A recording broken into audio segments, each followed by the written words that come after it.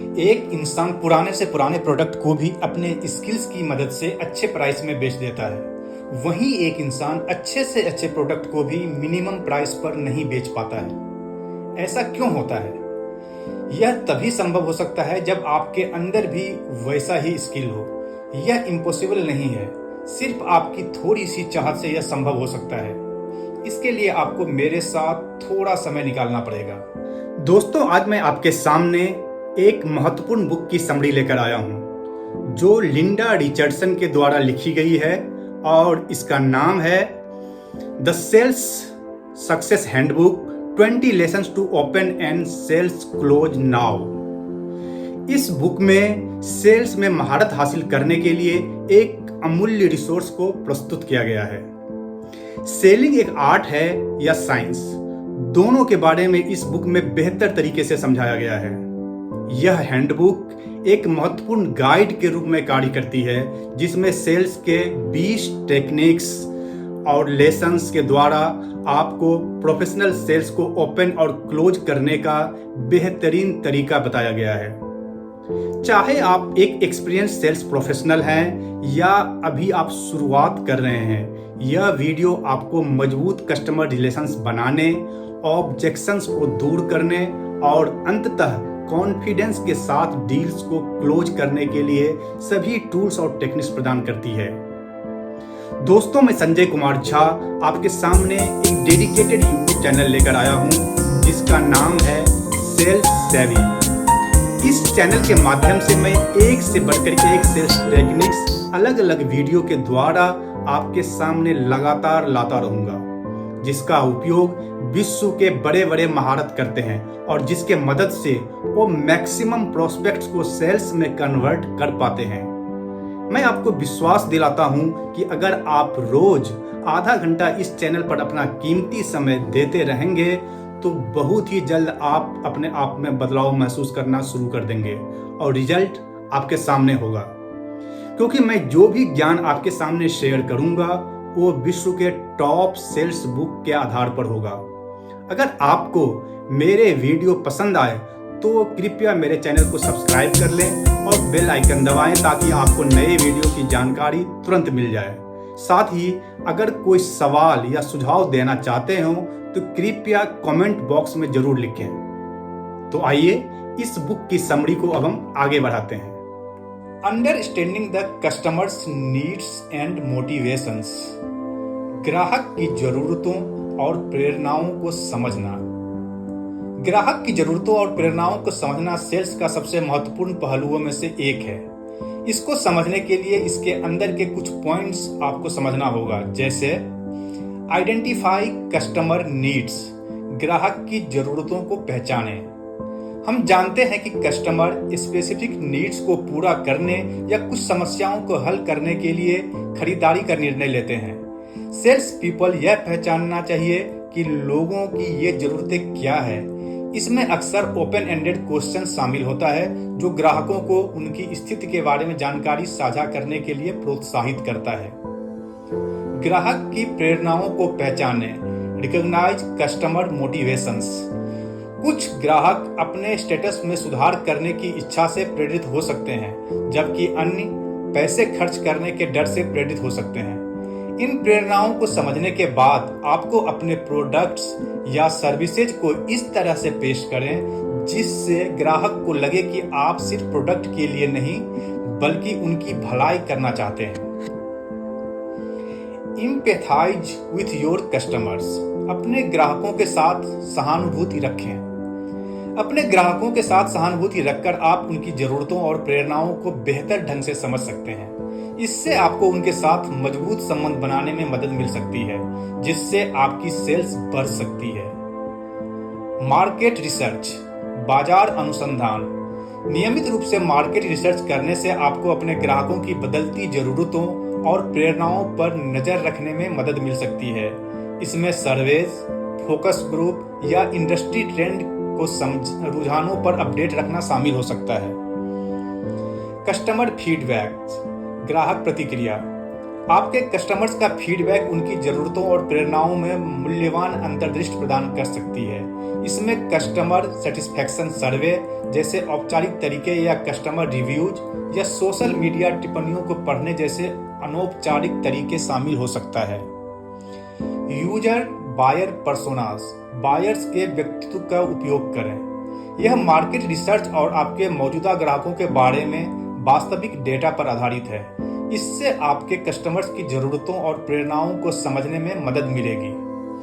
Sales training and development, बिक्री प्रशिक्षण और विकास। कस्टमर्स की ज़रूरतों और प्रेरणाओं को समझने के लिए सेल्स पर्सन को रेगुलर ट्रेनिंग के माध्यम से अपडेट रहने में मदद मिल सकती है। इस ट्रेनिंग के लिए आपको वर्कशॉप्स, सेमिनार्स और ऑनलाइन कोर्सेज करना पड़ सकता है। कुल मिलाकर इन पॉइंट्स के ऊपर काम करने से आपको ज़्यादा से ज़्यादा सेल्स हो सकती है। Establishing trust and rappers with potential customers, संभावित ग्राहकों के साथ विश्वास और तालमेल स्थापित करना। सेल्स प्रोसेस में पोटेंशियल कस्टमर्स के साथ विश्वास और तालमेल स्थापित करना एक महत्वपूर्ण एलिमेंट है। यह लंबे समय तक चलने वाले बिजनेस रिलेशंस के लिए एक मजबूत नींव बनाने में मदद करता है। विश्वास और तालमेल बनाने के लिए यहाँ मैं आपको कुछ तरीके बताऊंगा, जैसे एक्टिव लिसनिंग, सक्रिय रूप से सुनना। कस्टमर जो कहना चाहता है उसमें आप वास्तविक इंटरेस्ट दिखाएं। ओपन एंडेड क्वेश्चंस पूछें और उत्तरों को ध्यान से सुनें। यह दिखा सकता है कि आप उनके इनपुट को महत्व देते हैं और उनकी जरूरतों को समझते हैं। ऑनेस्टी एंड ट्रांसपेरेंसी, ईमानदारी और पारदर्शिता। इस बारे में ईमानदार रहें कि आपका प्रोडक्ट्स या सर्विसेज क्या कर सकती है और क्या नहीं। ओवर प्रोमिसिंग और अंडर डिलीवरिंग से बचें। जब गलतियां होती है तो उन्हें स्वीकार करें और स्थिति को सुधारने के लिए कदम उठाएं। अंडरस्टैंड देयर नीड्स, उनकी जरूरतों को समझें। दिखाएं कि आप वास्तव में कस्टमर की जरूरतों और चिंताओं को समझते हैं। इसके लिए आप उनके इंडस्ट्री, कंपनी और उनके रोल को समझना पड़ेगा, जिसके लिए आपको कस्टमर से मिलने के पहले इसके ऊपर अपना होमवर्क करना पड़ेगा। कंसिस्टेंसी, संगति। ग्राहक के साथ अपनी बातचीत में कंसिस्टेंस रहें। आप जो वादा करते हैं उसे पूरा करें। कंसिस्टेंसी कस्टमर के साथ विश्वास बनाने में मदद करती है। प्रोफेशनलिज्म, व्यावसायिकता। सम्मानजनक और विनम्र बने। एक प्रोफेशनल आचरण बनाए रखें और ग्राहक के समय और सीमाओं का सम्मान करें। यह एक पॉजिटिव इंप्रेशन स्थापित करने में मदद करता है।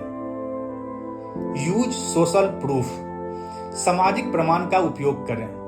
जो आपका एग्जिस्टिंग कस्टमर्स है और आपसे बहुत प्रभावित भी है, उससे आप टेस्टिमोनियल्स, रिव्यूज या फीडबैक से लिखित रूप में जरूर लें और उसको हमेशा अपने बैग में रखें। इसको देखने से कस्टमर के कई डाउट अपने आप ही क्लियर हो जाता है।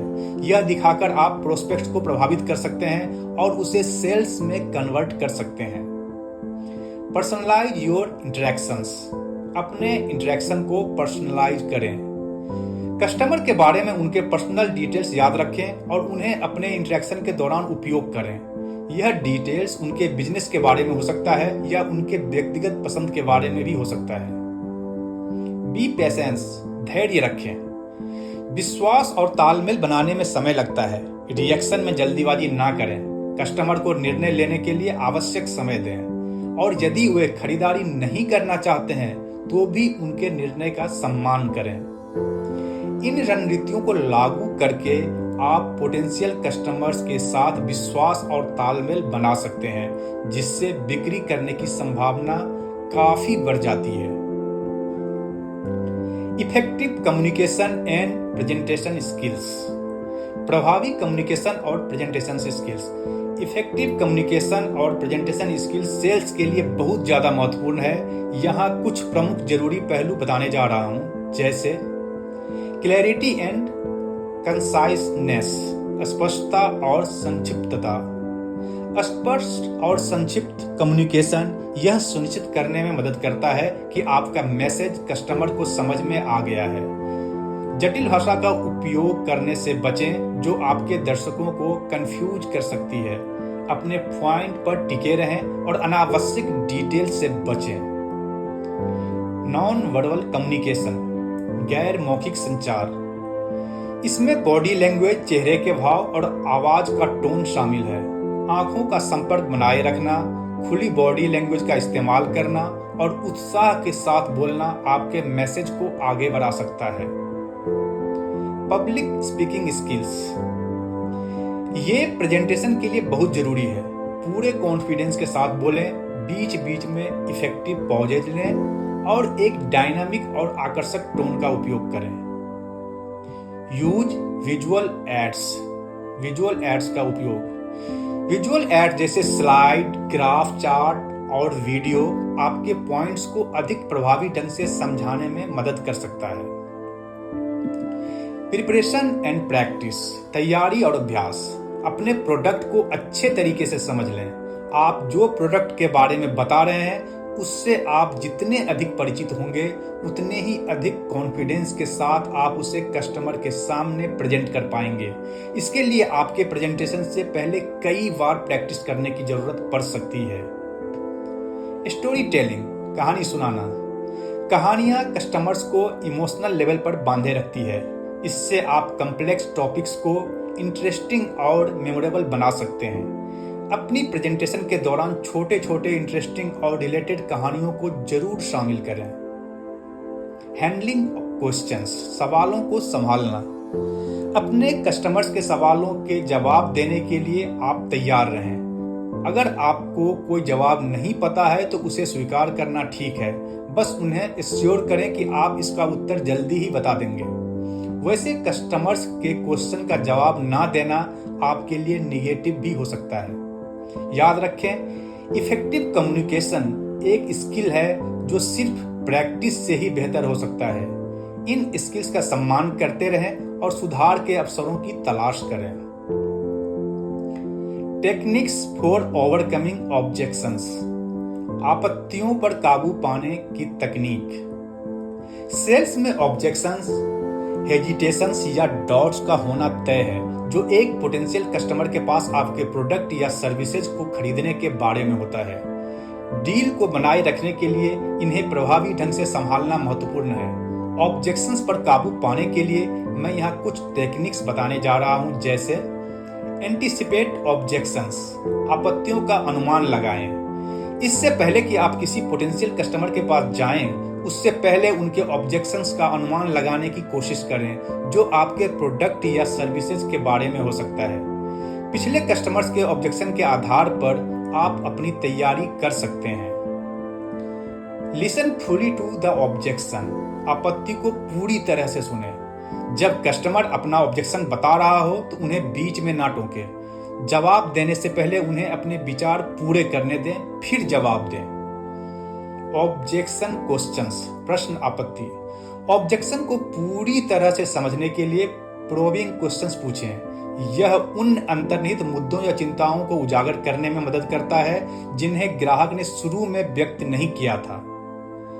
रिस्पॉन्ड टू द ऑब्जेक्शंस, आपत्तियों का जवाब दें। जब आप ऑब्जेक्शंस को पूरी तरह से समझ लें, उसके बाद उसका जवाब दें। ईमानदार रहें और फैक्ट्स का उपयोग करें, ना कि केवल अनुनय। यदि ऑब्जेक्शन गलतफहमी पर आधारित है तो उसे दूर करें।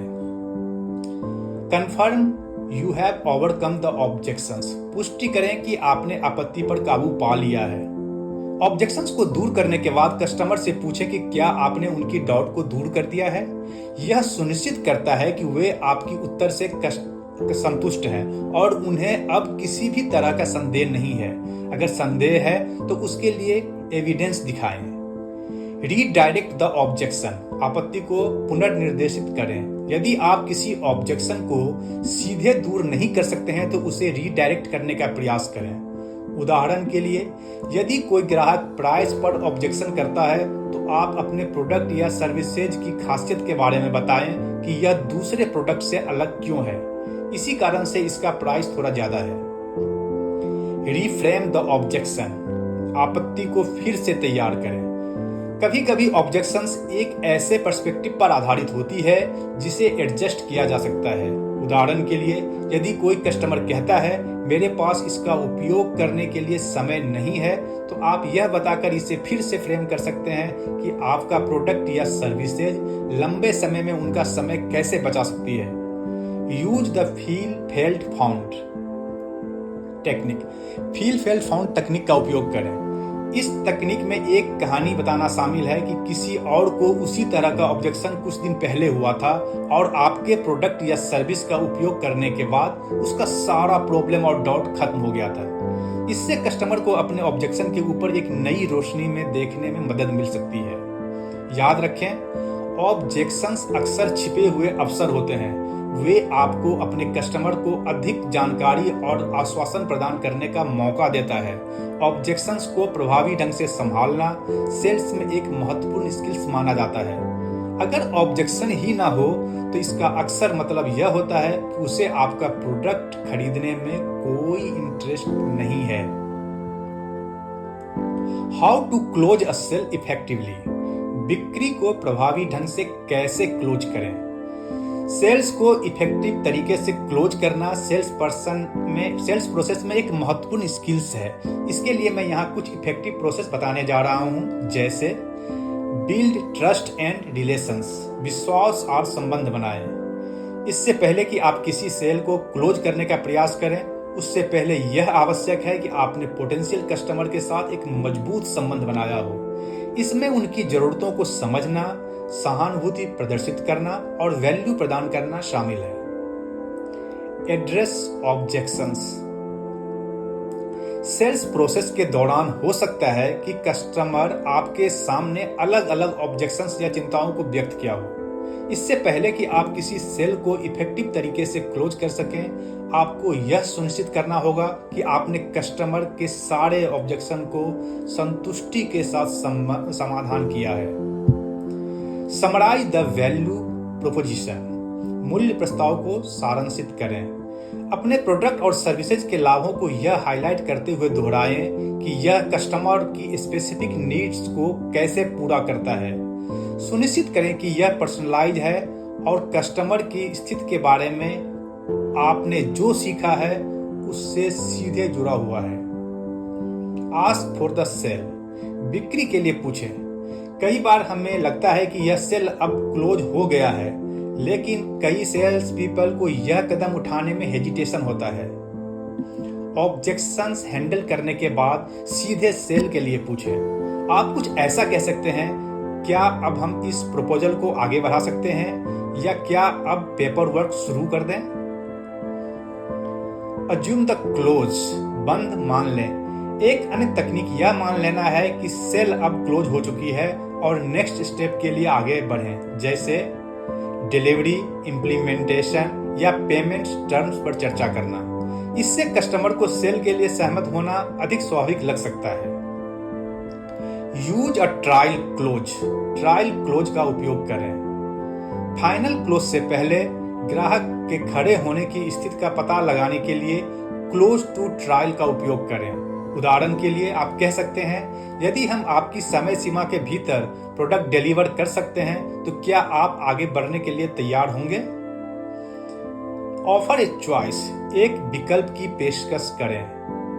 हाँ या ना का सवाल पूछने के बजाय एक विकल्प पेश करें। उदाहरण के लिए, क्या आप स्टैंडर्ड या प्रीमियम पैकेज पसंद करेंगे, या क्या पहली या 15 तारीख को डिलीवरी आपके लिए बेहतर होगी। Create a sense of urgency. अत्यावश्यकता की भावना पैदा करें। यदि उपयुक्त हो तो अत्यावश्यकता की भावना पैदा करने से ग्राहक देर से नहीं बल्कि जल्दी क्लोज करने के लिए प्रेरित हो सकता है। इसमें सीमित समय के लिए डिस्काउंट या प्रोडक्ट की उपलब्धता शामिल हो सकती है। Gate A commitment for the next step. अगले चरण के लिए प्रतिबद्धता प्राप्त करें। यदि कस्टमर तुरंत क्लोज करने के लिए तैयार नहीं है तो कम से कम नेक्स्ट स्टेप के लिए कमिटमेंट ले लें। यह एक फॉलोअप कॉल, प्रोडक्ट डेमो या सीनियर के साथ एक मीटिंग हो सकती है। फॉलोअप करें।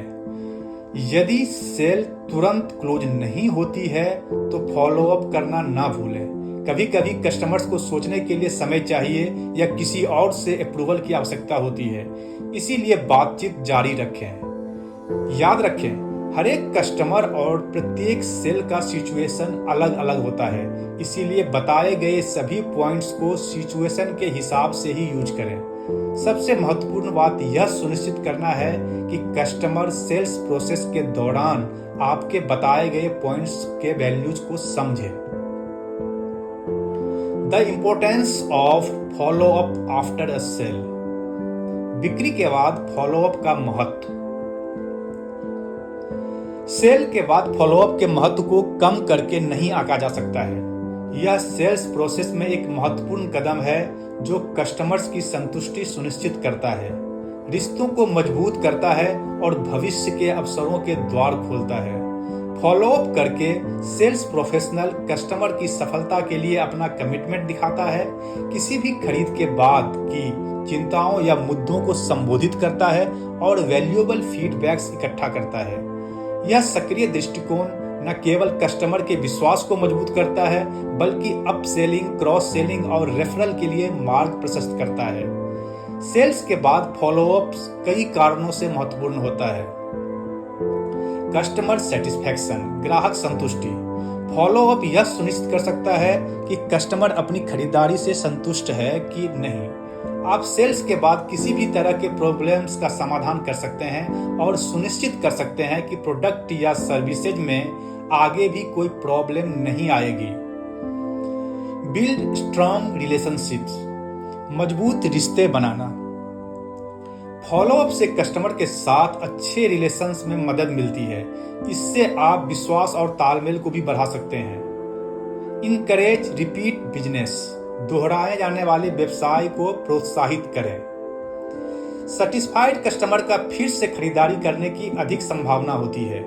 रेगुलर फॉलोअप से वो आपको ध्यान में रखते हैं और जरूरत पड़ने पर दोबारा खरीदारी करते हैं। रेफरल्स, जो कस्टमर अपनी खरीदारी से खुश है वे दूसरों को भी आपके बिजनेस और प्रोडक्ट के बारे में बताते हैं, जिससे आपकी और अधिक सेल्स की पॉसिबिलिटीज बढ़ जाती है। Up selling and cross selling. Follow up customers को अन्य प्रोडक्ट्स और सर्विसेज के बारे में परिचित कराने का अवसर प्रदान करता है, जिससे अप सेलिंग या क्रॉस सेलिंग की संभावना बढ़ जाती है। फीडबैक एंड लर्निंग, प्रतिक्रिया और सीखना। कस्टमर से प्रतिक्रिया प्राप्त करने के लिए फॉलोअप एक एक्सेलेंट अपॉर्चुनिटी है। यह आपके प्रोडक्ट, सर्विसेज और ओवरऑल कस्टमर एक्सपीरियंसेस को बेहतर बनाने के लिए वैल्यूएबल इंसाइट्स प्रदान कर सकता है। Brand loyalty. रेगुलर और मीनिंगफुल फॉलोअप एक पॉजिटिव कस्टमर एक्सपीरियंस बनाने में मदद कर सकता है, जो ब्रांड लॉयल्टी को बढ़ाता है। जो कस्टमर मूल्यवान और सपोर्टेड महसूस करते हैं, उनके लंबे समय तक आपके ब्रांड के साथ बने रहने की संभावना अधिक होती है। एक इफेक्टिव फॉलोअप करने के तरीके के संदर्भ में प्रत्येक कस्टमर की प्राथमिकताओं के लिए अपना दृष्टिकोण तैयार करना महत्वपूर्ण है। कुछ कस्टमर फोन कॉल पसंद करते हैं तो कुछ ईमेल या टेक्स्ट मैसेजेस पसंद कर सकते हैं। इसीलिए यह ध्यान रखना जरूरी होता है कि किस कस्टमर को किस तरह का फॉलोअप पसंद है और उसे उसी तरह से अप्रोच करें। अंडरस्टैंडिंग योर प्रोडक्ट और सर्विसेज थ्रोली। अपने प्रोडक्ट या सर्विस को अच्छी तरह से समझना। इफेक्टिव सेलिंग के लिए अपने प्रोडक्ट या सर्विसेज को अच्छी तरह से समझना महत्वपूर्ण है। जब आपके पास गहरी समझ होती है तो आप सेल्फ कॉन्फिडेंस और सटीक रूप से अपने प्रोडक्ट या सर्विसेज का वैल्यू प्रेजेंट कर सकते हैं, कस्टमर्स के सवालों का जवाब दे सकते हैं और उनके ऑब्जेक्शंस का समाधान कर सकते हैं। इसके लिए कुछ बारीकियों को समझने की जरूरत है, जैसे फीचर्स एंड बेनिफिट्स, सुविधाएं और लाभ। अपने प्रोडक्ट या सर्विसेज की सभी फीचर्स को अच्छी तरह से जानें। इससे भी महत्वपूर्ण बात यह है कि ये सर्विसेज से कस्टमर को कैसे प्रॉफिट होता है और उनकी समस्याओं को कैसे हल कर सकता है। प्राइसिंग एंड पैकेजेज, मूल्य निर्धारण और पैकेज। अपनी प्रोडक्ट के प्राइसिंग स्ट्रक्चर को समझें और दूसरे प्रोडक्ट से क्यों यह बेहतर है, यह समझाने के लिए तैयार रहें। यूनिक सेल प्रोपोजिशन, यूएसपी, अद्वितीय विक्रय प्रस्ताव। आपके लिए यह जानना जरूरी है कि आपका प्रोडक्ट सर्विसेज क्यों यूनिक है और औरों की तुलना में। इससे कस्टमर्स को इस बात में मदद मिलती है कि वो दूसरों के मुकाबले आपके प्रोडक्ट को ही क्यों चुने। प्रोडक्ट डेमोज और यूज केसेज, उत्पाद डेमो या प्रयोग के मामले। आपका प्रोडक्ट कैसे काम करता है या इसका उपयोग कैसे किया जा सकता है, इसको उदाहरण या डेमो के साथ समझाएं। Customer testimonials and case studies, ग्राहक प्रशंसा पत्र और केस स्टडी। टेस्टिमोनियल्स और केस स्टडीज से पहले खुद को परिचित करें। इन्हें आप प्रोडक्ट या सर्विसेज के लाभों को प्रूफ करने के लिए सोशल प्रूफ के रूप में उपयोग करें। Updates and future plans, update और भविष्य की योजनाएं। अपने प्रोडक्ट या सर्विसेज में आने वाली किसी भी अपडेट या चेंजेस के बारे में हमेशा अपडेट रहें। इससे आप अपने कस्टमर्स को उत्साहित रख सकते हैं। सपोर्ट एंड वारंटी इंफॉर्मेशन, समर्थन और वारंटी की जानकारी। खरीदारी के बाद ग्राहकों को मिलने वाली सहायता जैसे कि वारंटी, कस्टमर सर्विसेज, तकनीकी सहायता इत्यादि के बारे में पहले खुद समझें, फिर अपने कस्टमर्स को समझाएं। याद रखें, आपके प्रोडक्ट या सर्विसेज के लिए आपका ज्ञान और जुनून प्रभावशाली होना चाहिए। कस्टमर जिन पर्सन पर विश्वास करता है वो उन्हीं से बार बार खरीदारी करता है। इसीलिए कस्टमर के विश्वास का जितना बहुत ज्यादा महत्वपूर्ण होता है, आप उसका विश्वास जीतने की पूरी तरह से कोशिश करें। Learning to handle rejection and use it as a learning opportunity. Rejection को संभालना और इसे सीखने के अवसर के रूप में उपयोग करना। सेल्स में रिजेक्शन का अक्सर सामना करना पड़ता है। हालांकि आप उन रिजेक्शन से कैसे निपटते हैं और जो सीखते हैं, यह आपकी लॉन्ग टर्म सक्सेस में एक प्रमुख भूमिका निभा सकता है। यहाँ मैं आपको यह बताने वाला हूँ कि आप रिजेक्शंस को प्रभावी ढंग से कैसे संभाल सकते हैं और इसे लर्निंग अपॉर्चुनिटीज के रूप में कैसे बदल सकते हैं। जैसे डोंट टेक इट पर्सनली, इसे व्यक्तिगत रूप से ना लें। समझें कि सेल्स में रिजेक्शन कई कारणों से होती है, जैसे बजट की कमी, समय या प्रोडक्ट या सर्विसेज से ग्राहक की जरूरतों के बीच तालमेल ना होना इत्यादि। इसीलिए रिजेक्शन को पर्सनल रूप से ना लें। मेंटेन ए पॉजिटिव एटीट्यूड, सकारात्मक दृष्टिकोण बनाए रखें। रिजेक्शन के बावजूद भी हमें अपने आप को कस्टमर के सामने पॉजिटिव और फ्लेक्सिबल बनाए रखना जरूरी होता है।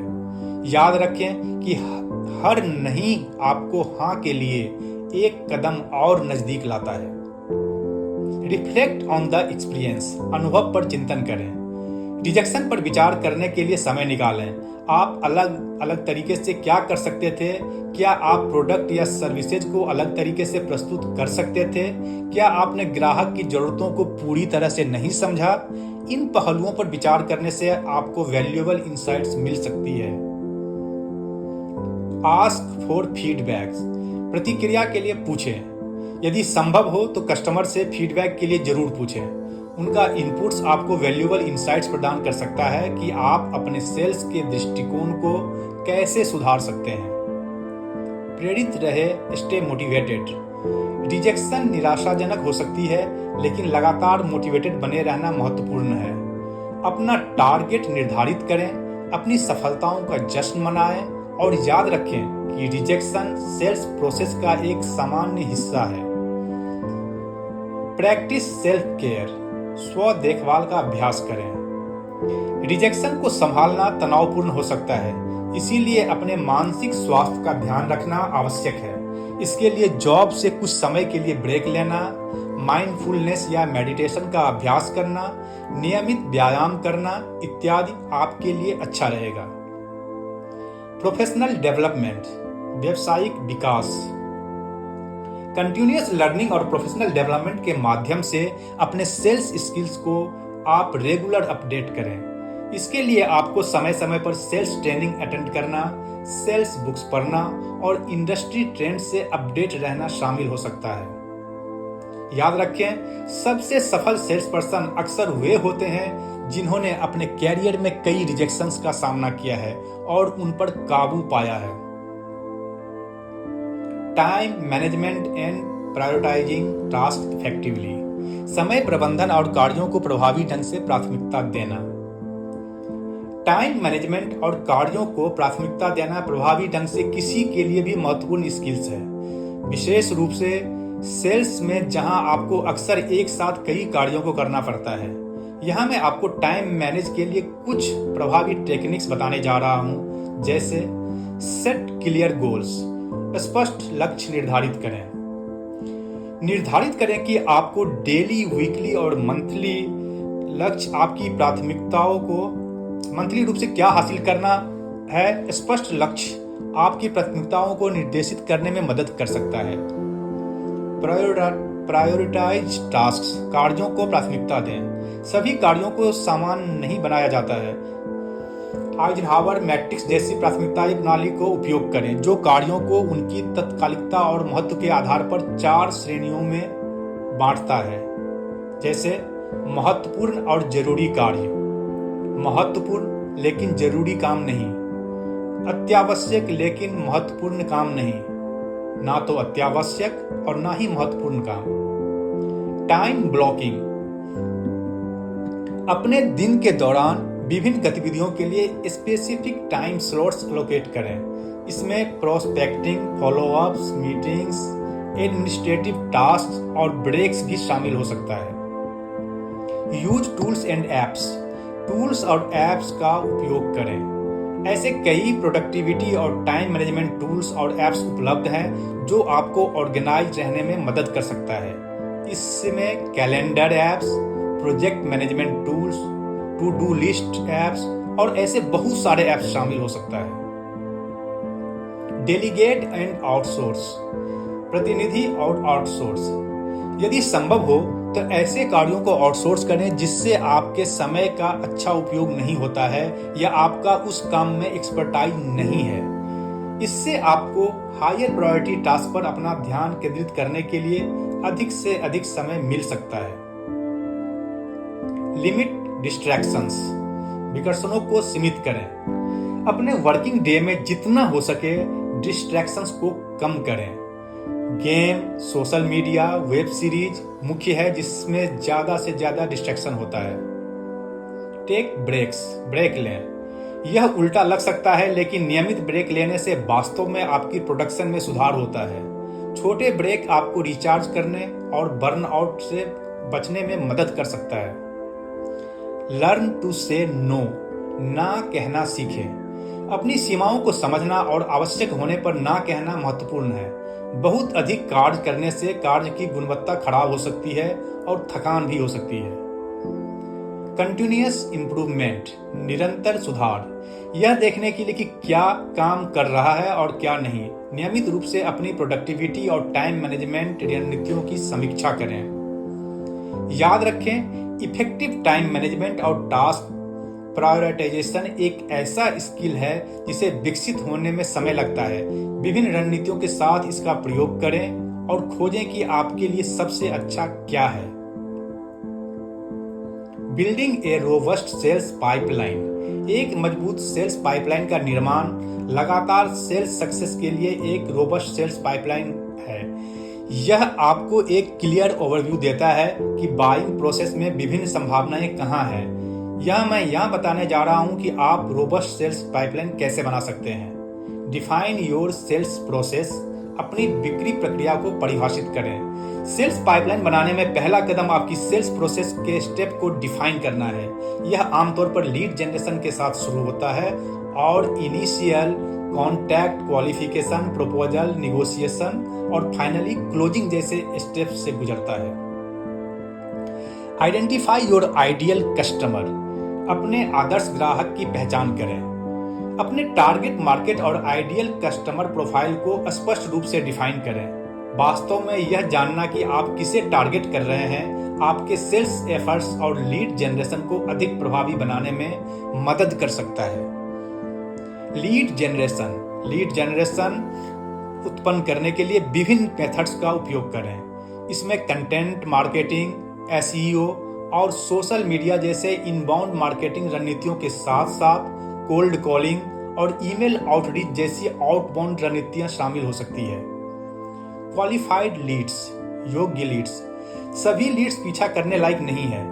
यह निर्धारित करने के लिए क्वालिफाइंग क्राइटेरिया के एक सेट का उपयोग करें कि कौन से लीड आपके प्रोडक्ट या सर्विसेज के लिए उपयुक्त है और खरीदारी करने की सबसे अधिक संभावना है।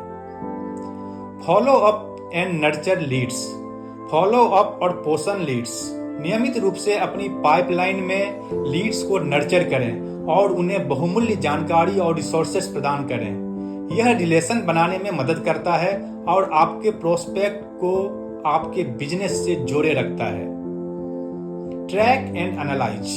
ट्रैक और विश्लेषण करें। अपनी सेल्स पाइपलाइन को ट्रैक करने के लिए सीआरएम सिस्टम या अन्य टूल का उपयोग करें। यह आपको एक स्पष्ट दृष्टिकोण देगा कि पाइपलाइन के प्रत्येक चरण में आपके पास कितनी संभावनाएं हैं। इस डेटा का नियमित रूप से विश्लेषण करने से बहुमूल्य अंतर्दृष्टि मिल सकती है और आपको सुधार के क्षेत्रों की पहचान करने में मदद मिल सकती है। Keep the pipeline full. Pipeline को पूर्ण रखें। हमेशा प्रोस्पेक्टिंग करें और अपनी पाइपलाइन में नई लीड्स जोड़ें। यह सुनिश्चित करता है कि आपके पास संभावित ग्राहकों का कांस्टेंट फ्लो है, भले ही कुछ इनमें से लीड सेल्स में कन्वर्ट ना हो। Improve and adjust. सुधार और समायोजन। अपनी सेल्स पाइपलाइन को बेहतर बनाने के तरीकों की लगातार तलाश करें। इसमें आपकी सेल्स प्रोसेस को रिफाइन करना, आपके लीड क्वालिफिकेशन क्राइटेरिया में सुधार करना या विभिन्न फॉलोअप का टेस्ट करना शामिल हो सकता है। एक मजबूत सेल्स पाइपलाइन के निर्माण में समय और मेहनत लगती है, लेकिन यह कंसिस्टेंट सेल्स सक्सेस प्राप्त करने का एक महत्वपूर्ण पहलू है। अपनी पाइपलाइन को नियमित रूप से रिव्यू करें और इसे अपडेट करें। Understanding the customers buying journey. ग्राहक की खरीदारी यात्रा को समझना। सेल्स प्रोफेशनल्स के लिए कस्टमर की खरीदारी यात्रा को समझना महत्वपूर्ण होता है। अवेयरनेस, कंसिडरेशन, डिसीजन और लॉयल्टी जैसे स्टेप्स को फॉलो करके सेल्स पर्सन अपनी रणनीतियों को अलाइन कर सकता है, कस्टमर बिहेवियर का अनुमान लगा सकता है, ऑब्जेक्शन का समाधान कर सकता है और व्यक्तिगत समाधान भी प्रदान कर सकता है। यह नॉलेज सेल्स प्रोफेशनल्स को विश्वास बनाने, संबंधों को विकसित करने और कस्टमर्स को एक स्मूथ और संतोषजनक बाइंग जर्नी के माध्यम से मार्गदर्शन करके एक अलग तरह का सेल्स में सक्सेस प्राप्त करने में सफलता मिलती है। सेल्स में कस्टमर्स की बाइंग जर्नी को समझना महत्वपूर्ण है, क्योंकि यह आपको अपनी सेल्स प्रोसेस को उन स्टेप्स के साथ अलाइन करने की अनुमति देता है जिनसे ग्राहक खरीदारी करते समय गुजरता है। यह आपको सही समय पर सही जानकारी और सहायता प्रदान करने में मदद करता है। यहाँ कुछ पॉइंट्स के द्वारा आपको बताने की मैं यहाँ कोशिश करता हूँ। अवेयरनेस, जागरूकता। यह प्रारंभिक चरण है और इस चरण में आपका लक्ष्य कस्टमर्स को एजुकेशनल कंटेंट प्रदान करना होता है जो उन्हें उनकी समस्या और संभावित समाधानों को समझने में मदद करे। इस तरह का एजुकेशनल कंटेंट्स जैसे blogs, social media content, webinar इत्यादि से आपको काफी मदद मिल सकती है। आइडिएशन, विचार। इस लेवल पर सेल्स पर्सन को अपने प्रोडक्ट या सर्विसेज के बारे में और यह बताना चाहिए कि यह कस्टमर की समस्या का समाधान कैसे कर सकता है। इसमें product demos, case studies, customer testimonials and more personalised content शामिल हो सकता है। डिसीजन, निर्णय। इस पॉइंट पर कस्टमर खरीदारी का निर्णय लेने के लिए तैयार रहता है। यहां तक पहुंचने के बाद अब वह अपने ऑप्शंस को कम कर दिया है। इसमें एक डिटेल प्रपोजल प्रदान करना, निर्णय लेने वाले के साथ मीटिंग्स अरेंज करना, ट्रायल पीरियड की पेशकश करना या प्राइस डिसीजन और शर्तों पर चर्चा करना शामिल हो सकता है। पोस्ट परचेज एक्सपीरियंस, खरीद के बाद का अनुभव। कस्टमर की यात्रा के साथ समाप्त नहीं होती है। खरीदारी के बाद का अनुभव कस्टमर सेटिस्फैक्शन, दोहराए जाने वाले बिजनेस और रेफरल को महत्वपूर्ण रूप से प्रभावित कर सकता है। इसमें thank you email, customer satisfaction survey, customer support और अपसेलिंग या क्रॉस सेलिंग अवसर शामिल हो सकता है। खरीदारी की इस यात्रा को समझने से सेल्स पीपल को प्रत्येक चरण में कस्टमर्स के साथ अधिक प्रभावी ढंग से जुड़ने की अनुमति मिलती है, जिससे उन्हें सबसे अधिक रिलेवेंट इंफॉर्मेशन और सहायता मिलती है। निगोशिएशन स्किल्स, बातचीत का कौशल। निगोशिएशन सेल्स प्रोसेस का एक अनिवार्य हिस्सा है। अक्सर टर्म्स, प्राइसेज, डिलीवरी और सौदे के अन्य पहलुओं पर निगोशिएशन के दौरान बातचीत होती है।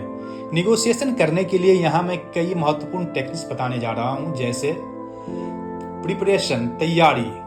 सक्सेसफुल निगोशिएशन पूरी तैयारी के साथ शुरू होती है। अपने प्रोडक्ट या सर्विसेज को अच्छी तरह से जानें, अपने कस्टमर्स की ज़रूरतों को समझें और बातचीत के लिए क्लियर ऑब्जेक्टिव्स स्थापित करें। आप क्या ऑफर कर सकते हैं और आपकी लिमिट्स कहां तक है, इसकी अच्छी तरह से समझ रखें। एक्टिव लिसनिंग, सक्रिय रूप से सुनना। ध्यान से सुने कि दूसरा पक्ष क्या कह रहा है और उनकी जरूरतों, चिंताओं और प्रेरणाओं को समझने की कोशिश करें। एक्टिव लिसनिंग में केवल शब्दों को सुनना ही नहीं शामिल है, बल्कि गैर मौखिक संकेतों और शब्दों के पीछे की भावनाओं को समझना भी शामिल है। इफेक्टिव कम्युनिकेशन, प्रभावी संचार। अपनी पोजीशन, नीड्स और प्रपोजल्स को स्पष्ट रूप से समझाएं, संक्षिप्त में बात करें और कॉम्प्लिकेटेड लैंग्वेज का प्रयोग करने से बचें। साथ ही याद रखें कि कम्युनिकेशन केवल बोलने के बारे में नहीं है, यह सुनने और समझने के बारे में भी है। एम्पैथी, सहानुभूति। सिचुएशन को दूसरे पक्ष के दृष्टिकोण से देखने का प्रयास करें। यह आपको उनकी जरूरतों और चिंताओं को समझने में मदद कर सकता है, जो दोनों पक्षों के लिए काम करने वाले समाधान को खोजने में महत्वपूर्ण हो सकता है। प्रॉब्लम सॉल्विंग, समस्या समाधान। जैसा कि आप जानते हैं कि निगोशिएशन अनिवार्य रूप से एक प्रॉब्लम सॉल्विंग प्रोसेस है। विन विन सॉल्यूशन की तलाश करें जो आपकी और दूसरे पक्ष की जरूरतें दोनों को पूरा करता हो। इसमें अक्सर क्रिएटिविटी और फ्लेक्सिबिलिटी शामिल होता है। पेशेंस, धैर्य। निगोशिएशंस में समय लग सकता है और प्रोसेस में तेजी लाने से सब ऑप्टिमल रिजल्ट हो सकता है।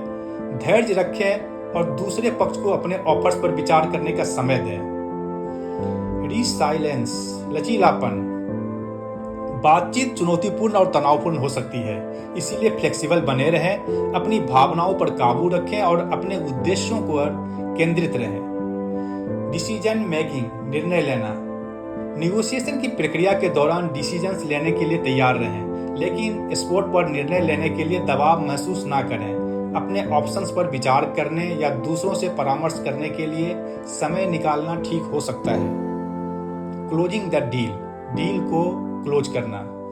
एक सुटेबल एग्रीमेंट पर पहुंचने के बाद किसी डील को प्रभावी ढंग से क्लोज करने का तरीका जानें। इसमें शर्तों को स्पष्ट करना, यह सुनिश्चित करना कि दोनों पक्ष एग्रीमेंट को समझें और सफल इंप्लीमेंटेशन के लिए स्टेज तैयार रखें। निगोशिएशन एक स्किल है जिसे सिर्फ प्रैक्टिस और एक्सपीरियंस के द्वारा ही डेवलप किया जा सकता है। अपने निगोशिएशन स्किल को बढ़ाने के लिए role play exercises, attending negotiation training courses और इससे रिलेटेड बुक्स पढ़ें। Understanding and leveraging the psychology of selling, बिक्री के मनोविज्ञान को समझना और उसका लाभ उठाना। साइकोलॉजी ऑफ सेलिंग का लाभ उठाने के बारे में उन अंडरलाइंग फैक्टर्स को समझना जरूरी है जो लोगों को बाइंग डिसीजंस को प्रभावित करता है और अपनी सेल्स टेक्निक्स को बेहतर बनाने के लिए उस समझ का उपयोग करता है। साइकोलॉजी ऑफ सेलिंग का लाभ कैसे उठाया जाए, इसके लिए यहाँ कुछ पॉइंट्स आपको बताना चाहूँगा। पारस्परिकता, लोग एहसान वापस करने के लिए बाध्य महसूस करते हैं। सेल्स के संदर्भ में भी आपके प्रोस्पेक्ट्स के लिए कुछ वैल्यू की पेशकश शामिल हो सकती है, जैसे फ्री ट्रायल, वैल्यूएबल कंटेंट या कम्प्लीमेंट्री कंसल्टिंग। प्रोस्पेक्ट उसके बाद खरीदारी करके आपका एहसान वापस करने के लिए अधिक इच्छुक महसूस कर सकता है। स्कार्सिटी, कमी, लोग आमतौर पर लिमिटेड या एक्सक्लूसिव थिंग्स के प्रति ज्यादा आकर्षित होते हैं। यदि आपका प्रोडक्ट या सर्विसेज लिमिटेड मात्रा में उपलब्ध है तो इसे अपने पोटेंशियल कस्टमर्स के सामने खुलकर बताएं। इससे कस्टमर्स की खरीदने की संभावना बढ़ जाती है। अथॉरिटी, प्राधिकरण। लोग अथॉरिटी फिगर्स या एक्सपर्ट्स का सम्मान और भरोसा करते हैं। अपनी एक्सपर्टाइज और क्रेडिबिलिटी का प्रदर्शन करने से आपके पोटेंशियल कस्टमर्स को आप पर भरोसा करना और आपके सिफारिशों को महत्व देने की अधिक संभावना हो सकती है। कंसिस्टेंसी, स्थिरता। लोग अपने पिछले कार्यों और निर्णयों के अनुरूप रहना पसंद करते हैं। यदि आप प्रोस्पेक्ट से एक छोटी सी कमिटमेंट जैसे एक न्यूज़लेटर के लिए साइन अप प्राप्त कर सकते हैं तो बाद में उनकी एक बड़ी कमिटमेंट जैसे खरीदारी करने की संभावना अधिक रहती है। लाइकिंग, पसंद करना। लोग उन लोगों को हाँ कहने का अधिक संभावना रखते हैं जिन्हें वे पसंद करते हैं। तालमेल बनाने और अपने प्रोस्पेक्ट के साथ कॉमन ग्राउंड खोजने से आपकी सक्सेसफुल सेल की संभावना बढ़ जाती है। सोशल प्रूफ, सामाजिक प्रमाण। लोग इस बात से प्रभावित होते हैं कि दूसरे क्या कर रहे हैं या क्या कह रहे हैं। कस्टमर टेस्टिमोनियल्स, केस स्टडीज या रिव्यूज उनके सामने रखने से उनके ऊपर सोशल प्रूफ का प्रभाव पड़ता है और आपके प्रोडक्ट या सर्विसेज को और अधिक आकर्षक बना सकता है। लॉस एवर्सन, नुकसान से बचना। आमतौर पर लोग समान लाभ हासिल करने के बजाय नुकसान से बचना पसंद करते हैं। दूसरे शब्दों में, कुछ खोने का दर्द मनोवैज्ञानिक रूप से कुछ पाने की खुशी से दोगुना शक्तिशाली होता है। इसीलिए केवल अपने प्रोडक्ट या सर्विसेज द्वारा प्रदान किए जाने वाले लाभों पर ध्यान केंद्रित करने के बजाय इस बात पर जोर देने पर विचार करें कि यदि वे खरीदारी नहीं करते हैं तो उन्हें क्या नुकसान हो सकता है। इन सिद्धांतों को समझना और उनका लाभ उठाना आपको अधिक प्रभावी सेल्स रणनीति बनाने में मदद कर सकता है। हालांकि इन सिद्धांतों का नैतिक रूप से उपयोग करना महत्वपूर्ण है और अपनी संभावनाओं में हेरफेर या धोखा नहीं होना चाहिए। सेल्स में लॉन्ग टर्म रिलेशनशिप बनाने के लिए हमेशा आपका विश्वास और म्यूचुअल बेनिफिट्स पर ध्यान होना चाहिए। The role of social media and digital tools in sales. बिक्री में सोशल मीडिया और डिजिटल टूल्स की भूमिका। आज की डिजिटल रूप से जुड़ी हुई दुनिया में सोशल मीडिया और अन्य डिजिटल टूल्स सेल्स में महत्वपूर्ण भूमिका निभाता है। इसका उपयोग प्रोस्पेक्टिंग, संबंध बनाने, सेल्स क्लोज करने आदि के लिए किया जाता है। जैसे प्रोस्पेक्टिंग, सोशल मीडिया प्लेटफॉर्म जैसे लिंक्डइन, ट्विटर और फेसबुक नए लीड्स जनरेट के लिए महत्वपूर्ण हो सकता है। आप पोटेंशियल कस्टमर्स की पहचान करने, उनके बारे में अधिक जानने और उनसे जुड़ने के लिए इन प्लेटफॉर्म्स का उपयोग कर सकते हैं। बिल्डिंग रिलेशनशिप, संबंध बनाना। सोशल मीडिया पोटेंशियल कस्टमर्स के साथ आकर्षक तरीके से जुड़ने का अवसर प्रदान करता है। आप मूल्यवान सामग्री शेयर कर सकते हैं, कमेंट्स या सवालों का जवाब दे सकते हैं और संबंध बनाने के लिए अपने फॉलोअर्स के साथ बातचीत शुरू कर सकते हैं। एजुकेटिंग कस्टमर्स, ग्राहकों को शिक्षित करना। आप अपने पोटेंशियल कस्टमर्स को अपने प्रोडक्ट्स या सर्विसेज के बारे में एजुकेट करने के लिए सोशल मीडिया और अन्य डिजिटल टूल्स का उपयोग कर सकते हैं। इसमें ब्लॉग शेयर करना, वीडियो डेमो देना, वेबिनार होस्ट करना और फेसबुक या इंस्टाग्राम जैसे प्लेटफॉर्म पर लाइव क्यूए सेशन होस्ट करना इत्यादि शामिल हो सकता है। पर्सनलाइजिंग द सेल्स एक्सपीरियंस, बिक्री अनुभव को व्यक्तिकृत करना। डिजिटल टूल्स की मदद से सेल्स प्रोफेशनल्स ज़्यादा से ज़्यादा पर्सनलाइज सेल्स एक्सपीरियंसेस का अनुभव प्रदान कर सकते हैं। उदाहरण के लिए, ईमेल मार्केटिंग टूल आपको अपने दर्शकों को उनकी विशिष्ट रुचियों या आवश्यकताओं के आधार पर विभिन्न समूहों को व्यक्तिगत संदेश भेजने की अनुमति दे सकता है। सेल्स ऑटोमेशन, बिक्री स्वचालन।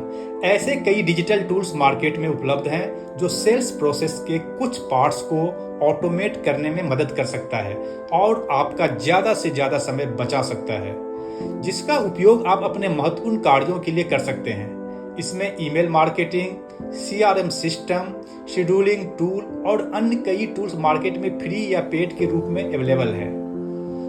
एनालिटिक्स एंड ट्रैकिंग, विश्लेषकी और ट्रैकिंग। डिजिटल टूल्स आपके सेल्स एफर्ट्स के बारे में मूल्यवान डेटा प्रदान कर सकता है। उदाहरण के लिए सोशल मीडिया प्लेटफॉर्म और ईमेल मार्केटिंग टूल आपके ऑडियंस के बारे में मैक्सिमम जानकारियां प्रदान कर सकता है। वैसे ही सीआरएम सिस्टम आपके सेल्स पाइपलाइन को ट्रैक कर सकता है और आपकी सेल्स प्रोसेस के बारे में जानकारियां प्रदान कर सकता है। क्लोजिंग सेल्स, समापन बिक्री। कुछ बिजनेसेज कॉन्ट्रैक्ट्स को अंतिम रूप देने के लिए ई कॉमर्स प्लेटफॉर्म या डिजिटल सिग्नेचर का उपयोग करके सेल्स को जल्द से जल्द क्लोज करने के लिए उपयोग करते हैं। पोस्ट सेल फॉलोअप, बिक्री के बाद फॉलोअप। सोशल मीडिया और अन्य डिजिटल टूल्स का उपयोग पोस्ट सेल फॉलोअप और कस्टमर सर्विसेज के लिए भी किया जा सकता है। इसमें कस्टमर के साथ ईमेल के माध्यम से सोशल मीडिया पर कस्टमर्स इंक्वायरीज का जवाब देने के लिए, ग्राहकों की फीडबैक इकट्ठा करने के लिए ऑनलाइन सर्वे का उपयोग कर सकता है। यह नोट करना महत्वपूर्ण है कि सोशल मीडिया और डिजिटल टूल्स हमें कई लाभ प्रदान कर सकता है। इसका मतलब यह नहीं होता है कि कस्टमर्स के साथ डायरेक्ट कॉन्टैक्ट को यह रिप्लेस कर देगा। यह ध्यान रखने की बात है कि डायरेक्ट कॉन्टैक्ट या फेस टू फेस कॉन्टैक्ट का सेल्स में एक अलग ही महत्व होता है। The importance of continuous learning and improvement in sales. लगातार सीखने और सेल्स में सुधार का महत्व। सेल्स के फील्ड में कंटिन्यूअस लर्निंग और इम्प्रूवमेंट के महत्व को कम करके नहीं आंका जा सकता है। यहाँ मैं कुछ पॉइंट्स के जरिए इसको समझाने की कोशिश करता हूँ, जैसे चेंजिंग मार्केट डायनामिक्स, बाजार की गतिशीलता बदलना। हम सभी जानते हैं कि बाजार का मूड हमेशा बदलता रहता है। नए कंपटीटर्स उभर कर सामने आते हैं और उसके बाद ग्राहकों की प्राथमिकताएं बदल जाती है। कंटिन्यूअस लर्निंग से सेल्स प्रोफेशनल्स को इन चेंजेस के बाद भी अपने प्रोडक्ट को मार्केट में एस्टेब्लिश करने में मदद मिलती है। नहीं तो मार्केट के बदलाव के हिसाब से वो अपने प्रोडक्ट को मार्केट में एडजस्ट नहीं कर सकते। डेवलपिंग सेल्स टेक्निक्स, विकासशील बिक्री तकनीक। मैं आपको बताना चाहूंगा कि पुराने तरीके से आप अभी के समय के में सेल्स में अच्छा रिजल्ट नहीं कर पाएंगे, ना ही वो रिजल्ट मिलेगा जो आप चाहते हैं। सेल्स के नए नए तरीके लगातार डेवलप किए जा रहे हैं। आपको इसको सीखने के लिए लगातार तैयार रहना पड़ेगा। उसके बाद ही आप अपने सेल्स स्किल्स को अपग्रेड कर सकते हैं और मार्केट के अंदर इफेक्टिव हो सकते हैं। पर्सनल डेवलपमेंट, व्यक्तिगत विकास। बेस्ट सेल्स प्रोफेशनल्स न केवल सेल्स में कुशल होते हैं, बल्कि वो इफेक्टिव कम्युनिकेटर्स, एम्पैथेटिक लिसनर और क्रिएटिव प्रॉब्लम सॉल्वर्स भी होते हैं। ये ऐसे स्किल्स हैं जिन्हें हमेशा सुधारा और रिफाइन किया जा सकता है। स्टेइंग कम्पिटिटिव, प्रतिस्पर्धा बने रहना। सेल्स जैसे कम्पिटिटिव फील्ड में निरंतर सीखने से आपको सेल्स में बढ़त मिल सकती है। यह आपको अपने साथियों के बीच खड़े होने, पोटेंशियल कस्टमर्स को प्रभावित करने और अंततः मैक्सिमम डील्स को क्लोज करने में मदद कर सकता है। बिल्ड कॉन्फिडेंस, आत्मविश्वास का निर्माण। जितना अधिक आप जानते हैं, उतना ही अधिक कॉन्फिडेंस आप महसूस करेंगे। सेल्स में आपके परफॉर्मेंस पर इसका बहुत बड़ा प्रभाव पड़ता है। यह कॉन्फिडेंस लर्निंग से ज्यादा कस्टमर्स के फीडबैक से और फीडबैक के ऊपर काम करने से आपके अंदर धीरे धीरे डेवलप होता है। संक्षेप में, कंटिन्यूअस लर्निंग और इम्प्रूवमेंट सेल्स प्रोफेशनल्स में सफलता और लंबे समय तक बने रहने की चाबी है। चल रहे विकास के लिए प्रतिबद्ध होकर आप अपनी भूमिका में एडेप्टिव, कम्पिटिटिव और इफेक्टिव बने रह सकते हैं। Developing a personal brand and credibility, एक पर्सनल ब्रांड और विश्वसनीयता का विकास करना। किसी भी सेल्स प्रोफेशनल्स के लिए एक प्रोफेशनल ब्रांड और क्रेडिबिलिटी विकसित करना महत्वपूर्ण है। यह आपको कम्पिटिटिव मार्केट में खड़े होने, प्रोस्पेक्ट्स और क्लाइंट्स के साथ विश्वास बनाने और आपकी सेल्स की सफलता को बढ़ाने में मदद करता है। आपके पर्सनल ब्रांड और क्रेडिबिलिटी को विकसित करने के लिए कुछ महत्वपूर्ण पॉइंट्स यहाँ बताता हूँ।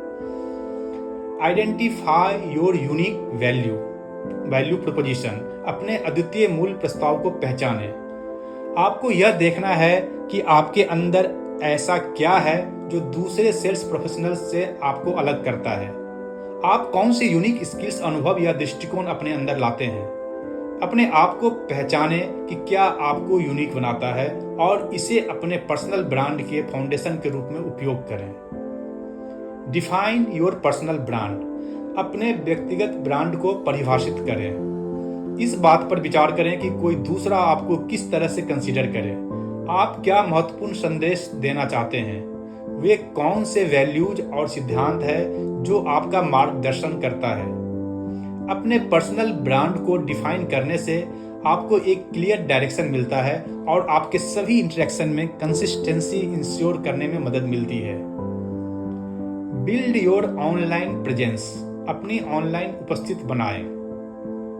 आज के डिजिटल दुनिया में आपकी ऑनलाइन प्रेजेंस आपके पर्सनल ब्रांड का एक महत्वपूर्ण हिस्सा है।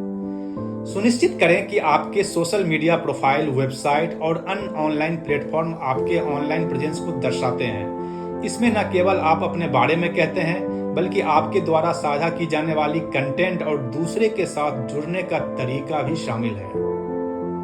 Provide value. मूल्य प्रदान करें। विश्वसनीयता बनाने के सर्वोत्तम तरीकों में से एक है दूसरों को वैल्यू प्रदान करना। अपना ज्ञान और अंतर्दृष्टि साझा करें, समस्याओं को हल करने में सहायता करें और अपने इंडस्ट्री या कम्युनिटी में सकारात्मक योगदान दें। इसमें आर्टिकल या ब्लॉग पोस्ट करना, सोशल मीडिया पर वैल्यूएबल कंटेंट शेयर करना, कार्यक्रमों में बोलना या दूसरों को सलाह देना शामिल हो सकता है। Demonstrate your expertise. अपनी विशेषज्ञता का प्रदर्शन करें।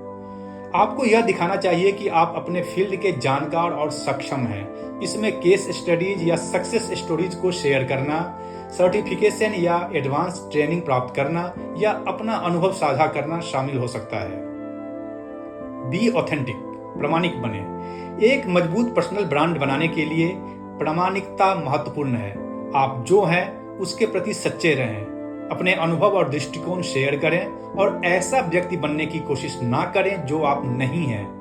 प्रामाणिकता विश्वास बनाने में मदद करती है और आपके व्यक्तिगत ब्रांड को अधिक भरोसेमंद और सम्मोहक बनाती है। Be consistent. लगातार बने रहें। एक मजबूत व्यक्तिगत ब्रांड बनाने के लिए कंसिस्टेंसी महत्वपूर्ण है। सुनिश्चित करें कि आपके मैसेज, एक्शंस और इंटरेक्शन आपके पर्सनल ब्रांड के अनुरूप है। इसमें विभिन्न प्लेटफॉर्मों और समय के साथ कंटिन्यूटी शामिल है। Network effectively. नेटवर्क प्रभावी ढंग से। संबंध बनाना आपके व्यक्तिगत ब्रांड और विश्वसनीयता के निर्माण की कुंजी है। इवेंट्स में भाग लें, प्रोफेशनल ऑर्गेनाइजेशन में शामिल हो और सक्रिय रूप से अपने नेटवर्क से जुड़ें। याद रखें कि नेटवर्किंग पारस्परिक रूप से लाभप्रद संबंध बनाने के बारे में है, न कि केवल स्वयं को बढ़ावा देने के लिए।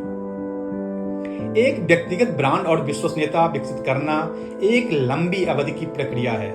इसके लिए निरंतर प्रयास और निरंतरता की आवश्यकता है। लेकिन इन कदमों को उठाकर आप एक व्यक्तिगत ब्रांड बना सकते हैं जो आपको अलग करता है, आपके ग्राहकों के साथ विश्वास बनाता है और अंततः आपकी सेल्स की सफलता को बढ़ाता है। Building and managing a sales team for sales managers only. Sales team का निर्माण और प्रबंधन। एक सफल सेल्स टीम का निर्माण और प्रबंधन एक मल्टी स्टेप प्रोसेस है जिसके लिए सेल्स प्रिंसिपल्स की गहरी समझ, एक्सेलेंट लीडरशिप स्किल्स और टैलेंट के लिए गहरी नजर की आवश्यकता होती है। इफेक्टिव सेल्स टीम बनाने के लिए और उसको मैनेज करने के लिए क्या जरूरी है उसको मैं यहाँ कुछ पॉइंट्स के द्वारा बताने की कोशिश करता हूँ। जैसे हायरिंग द राइट टैलेंट, सही प्रतिभा की भर्ती। एक मजबूत सेल्स टीम के निर्माण में हायरिंग पहला और सबसे महत्वपूर्ण कदम है। ऐसे कैंडिडेट्स की तलाश करें जिनके पास न केवल रिलेवेंट एक्सपीरियंसेस और स्किल्स है बल्कि आपकी कंपनी के वैल्यूज और कल्चर के साथ अलाइन भी है। अच्छे सेल्स पीपल न केवल जानकार और प्रेरक होते हैं, उनके पास एक पॉजिटिव एटीट्यूड, एक मजबूत कार्यनीति और सीखने और सुधार करने की इच्छा भी होती है। प्रोवाइडिंग प्रॉपर ट्रेनिंग, उचित प्रशिक्षण प्रदान करना। एक बार जब आप अपनी टीम को काम पर रख लेते हैं तो उन्हें पूरी तरह से ट्रेनिंग प्रदान करें। इसमें न केवल आपके प्रोडक्ट्स या सर्विसेज को शामिल किया जाना चाहिए, बल्कि आपकी सेल्स प्रक्रिया से CRM सिस्टम और अन्य टूल्स या प्रोसेसेस को भी शामिल किया जाना चाहिए, जिससे उन्हें परिचित होने की आवश्यकता होगी। अपने टीम को लगातार अपने स्किल्स में सुधार करने और लेटेस्ट सेल्स ट्रेंड और टेक्निक्स के साथ अपडेट रहने में मदद करने के लिए कंटिन्यूअस ट्रेनिंग प्रदान करें। Setting clear goals and expectations, स्पष्ट लक्ष्य और अपेक्षाएं निर्धारित करना। स्पष्ट रूप से कम्युनिकेट करें कि आप अपनी टीम से क्या उम्मीद करते हैं और उनके टारगेट्स क्या होनी चाहिए। इनमें सेल्स गोल्स, एक्टिविटी लेवल्स जैसे प्रतिदिन कॉल्स या मीटिंग्स की संख्या और कस्टमर सेटिस्फैक्शन स्कोर शामिल हो सकता है।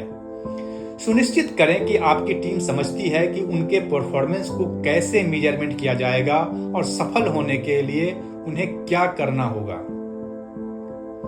मोटिवेटिंग योर टीम, अपनी टीम को प्रेरित करना।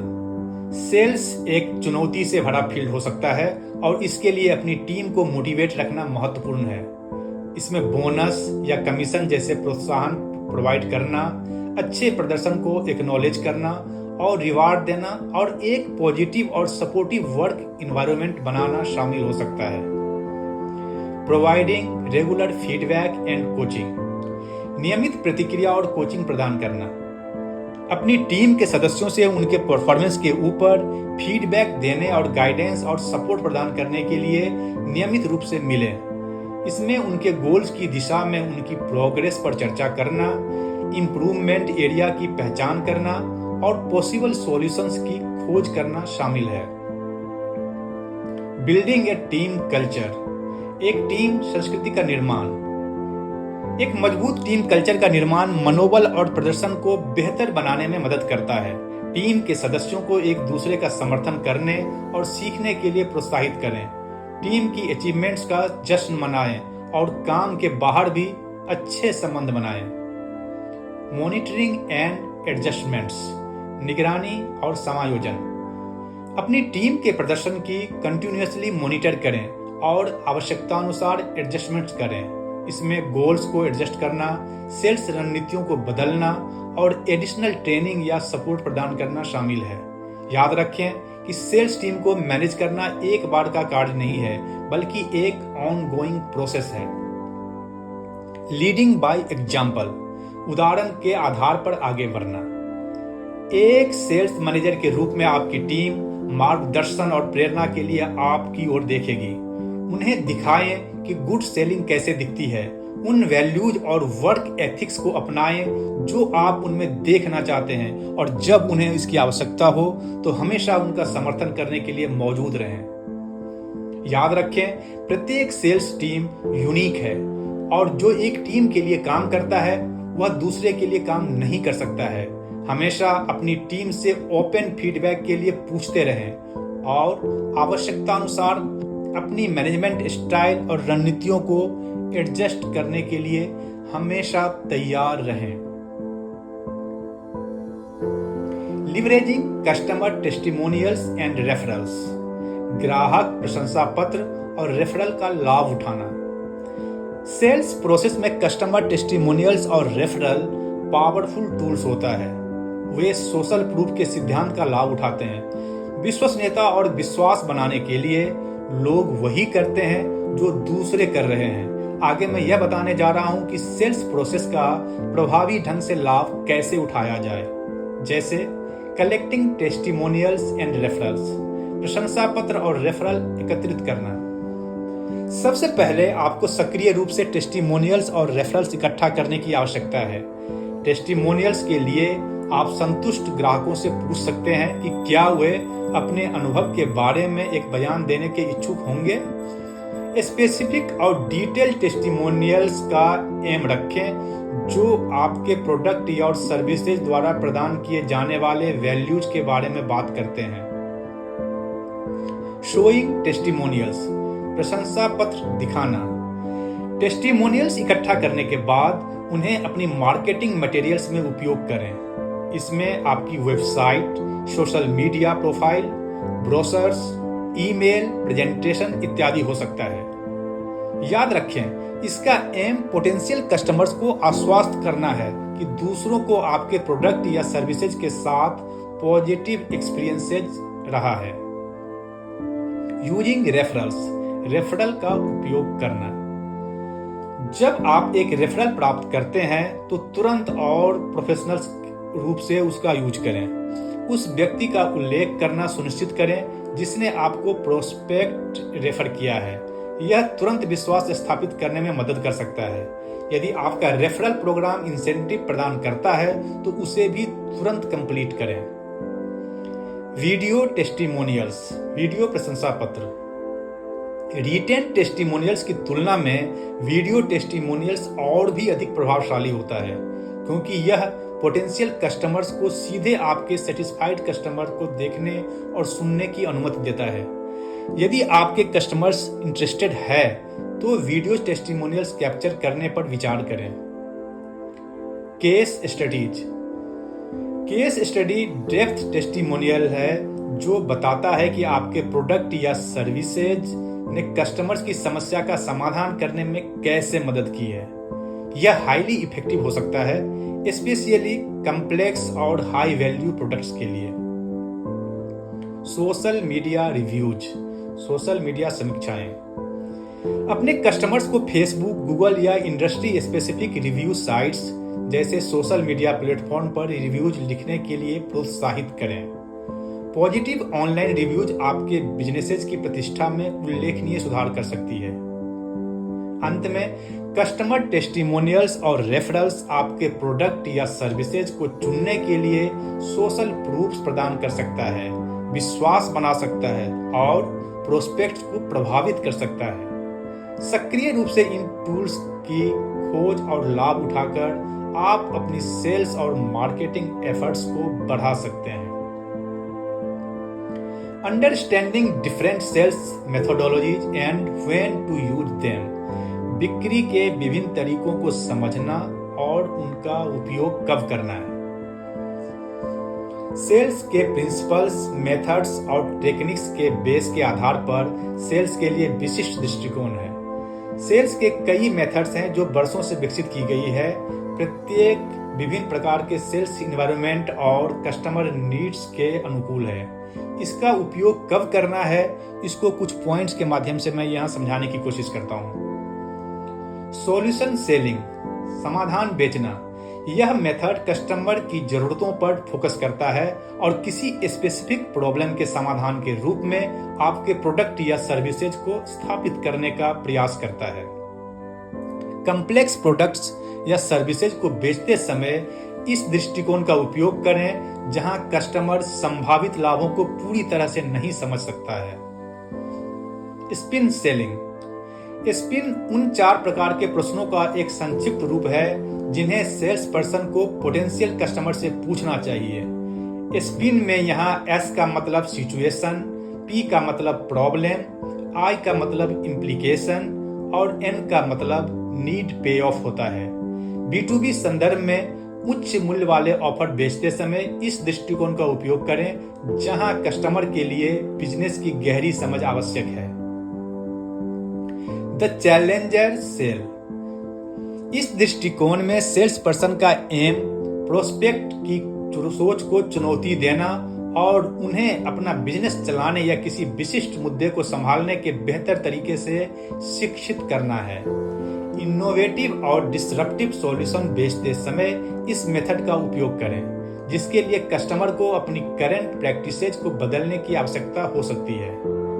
कंसल्टेटिव सेलिंग, परामर्शी बिक्री। इस मेथड में कंसल्टेंट के रूप में कार्य करना और समाधान प्रस्तावित करने से पहले कस्टमर की जरूरतों की गहरी समझ स्थापित करना शामिल है। इस मेथड का उपयोग तब करें जब कस्टमर विशेषज्ञता और मार्गदर्शन को महत्व देता है और आप एक कस्टमाइज्ड सॉल्यूशन बेच रहे हो। Value selling. Value selling financial returns या कस्टमर को मिलने वाले अन्य लाभों के संदर्भ में आपके प्रोडक्ट या सर्विसेज के वैल्यू को प्रदर्शित करने के बारे में है। इस मेथड का उपयोग तब करें जब आपका प्रोडक्ट या सर्विसेज मात्रात्मक लाभ प्रदान कर सकता है और विशेष रूप से निर्णय लेने वालों को बेचते समय ROI पर फोकस होता है। अकाउंट बेस्ड सेलिंग, खाता निर्धारित बिक्री। यह मेथड प्रत्येक अकाउंट को प्रत्येक एक के बाजार के रूप में मानती है। इसमें उस विशेष व्यवसाय के रिसर्च और समझ के आधार पर प्रत्येक स्पेसिफिक अकाउंट के लिए अपना दृष्टिकोण तैयार करना शामिल है। बड़े बिजनेसेज या इंटरप्राइज को कॉम्प्लेक्स या हाई वैल्यू सॉल्यूशन बेचते समय इस अप्रोच का उपयोग करना चाहिए। याद रखें, बेस्ट सेल्स पीपल वर्सेटाइल होते हैं जो स्पेसिफिक सिचुएशन और कस्टमर की जरूरतों के आधार पर अपने अप्रोच को एडॉप्ट कर सकते हैं। वे अपनी शैली और प्रत्येक सेल को यूनिक जरूरतों के अनुरूप विभिन्न पद्धतियों से एलिमेंट को मिक्स भी कर सकते हैं। एथिकल कंसीडरेशंस इन सेल्स। सेल्स में नैतिक विचार। सेल्स में एथिकल विचार महत्वपूर्ण है, न केवल कंपनी की प्रतिष्ठा और लॉन्ग टर्म सक्सेस के लिए, बल्कि इसके कस्टमर्स के कॉन्फिडेंस और लॉयल्टी के लिए भी। किस तरह के एथिकल विचार को ध्यान में रखने की जरूरत है, उसको कुछ पॉइंट्स के द्वारा मैं यहाँ बताने जा रहा हूँ। जैसे ऑनेस्टी, ईमानदारी। सेल्स रिप्रेजेंटेटिव्स को अक्सर अपने द्वारा बेचे जाने वाले प्रोडक्ट्स या सर्विसेज के बारे में सटीक जानकारी नहीं होती है और वो कस्टमर से कुछ भी कमिटमेंट सेल्स क्लोज करने के लिए कर देते हैं जिसको आगे वो पूरा नहीं कर पाते। यह अनएथिकल है और बाद में इससे रेपुटेशन खराब होता है। इतना ही नहीं, अनसेटिस्फाइड कस्टमर लीगल एक्शन लेने के लिए भी अपना कदम उठा लेता है। इसीलिए कभी भी झूठे कमिटमेंट्स नहीं करनी चाहिए। इसके लिए आपको अपने प्रोडक्ट्स और सर्विसेज की डीप नॉलेज होनी चाहिए। Honesty is the best policy को हमेशा ध्यान में रखना चाहिए। ट्रांसपेरेंसी, पारदर्शिता। प्राइसिंग, सर्विसेज और अन्य डिटेल्स कस्टमर को स्पष्ट रूप से बताए जाने चाहिए। हिडन फीस या अनएक्सपेक्टेड टर्म्स कस्टमर रिलेशनशिप को नुकसान पहुंचा सकती है और इससे कंपनी के ऊपर कस्टमर का विश्वास भी कम हो सकता है। रिस्पेक्ट फॉर प्राइवेसी, गोपनीयता का सम्मान। आज के डिजिटल युग में कंपनियों के पास अक्सर कस्टमर के डेटा का एक्सेस होता है। कस्टमर्स की प्राइवेसी का सम्मान करना महत्वपूर्ण होता है। केवल स्पष्ट सहमति के साथ ही कस्टमर का डेटा इकट्ठा करें और इसे जिम्मेदारी के साथ संभालें। किसी भी वजह से ये डेटा लीक नहीं होनी चाहिए। नॉन डिस्क्रिमिनेशन, गैर भेदभाव। सेल्स रिप्रेजेंटेटिव्स को सभी कस्टमर के साथ एक जैसा और बिना भेदभाव के व्यवहार करना चाहिए। इसमें जाति, लिंग, आयु, राष्ट्रीयता या किसी अन्य संरक्षित विशेषता के आधार पर किसी एक कस्टमर का फेवर नहीं करना चाहिए। Avoiding high pressure sales practice, उच्च दबाव वाली बिक्री रणनीति से बचना। जबकि कस्टमर्स को खरीदने के लिए राजी करना सेल्स पर्सन का काम है, ज्यादा दबाव डालना या जोड़ तोड़ की रणनीति का उपयोग करना अनएथिकल है। कस्टमर्स को डिसीजन लेने के लिए उचित समय देना अनिवार्य है। फेयर कंपटीशन, उचित प्रतिस्पर्धा। अनुचित व्यवहार जैसे कंपटीटर्स के बारे में गलत जानकारी फैलाना या सौदा जीतने के लिए अवैध साधनों का उपयोग करना अनएथिकल है। कंपटीशन सिर्फ आपके अपने प्रोडक्ट्स और सर्विसेज की खूबियों के आधार पर ही होनी चाहिए। कॉन्फ्लिक्ट्स ऑफ इंटरेस्ट, हितों का टकराव। सेल्स पीपल को ऐसी स्थितियों से बचना चाहिए जहां उनके पर्सनल इंटरेस्ट उनके प्रोफेशनल ड्यूटीज या कस्टमर के इंटरेस्ट के खिलाफ हो। सस्टेनेबल सेलिंग, सतत बिक्री। सेल्स प्रैक्टिसेज को इन्वायरमेंटल सस्टेनेबिलिटी जैसे एथिकल और सोशल कंसर्न पर विचार करना चाहिए। इसमें उन उत्पादों को बेचना शामिल हो सकता है जो पर्यावरण के अनुकूल है, या सेल्स प्रोसेस को लागू करना जो वेस्ट या कार्बन फुटप्रिंट को रिड्यूस करता है। सेल्स में एथिकल प्रैक्टिसेज का पालन करने से न केवल कंपनी और उसके कस्टमर की सुरक्षा होती है, बल्कि सेल्स परफॉर्मेंस में भी वृद्धि हो सकती है। कस्टमर उन कंपनियों से खरीदारी करने और उनके प्रति वफादार रहने की अधिक संभावना रखते हैं जिन्हें वे एथिकल मानते हैं। एथिकल सेल्स प्रैक्टिस कंपनी की प्रतिष्ठा को बढ़ाती है और हाई क्वालिटी एम्प्लॉयज को भी अट्रैक्ट कर सकती है और स्टेक होल्डर्स के साथ संबंधों में सुधार कर सकती है। यह सभी के लिए एक विन विन सिचुएशन होता है। अंत में लिंडा रिचर्डसन द्वारा the sales success handbook 20 lessons to open and close sales now sales की कला में महारत हासिल करने वाले किसी भी व्यक्ति के लिए एक अमूल्य मार्गदर्शिका के रूप में कार्य करती है। अपने व्यापक ज्ञान और अनुभव के माध्यम से रिचर्डसन व्यावहारिक रणनीतियां और कार्रवाई योग्य अंतर्दृष्टि प्रदान करते हैं जिसे तुरंत लागू किया जा सकता है।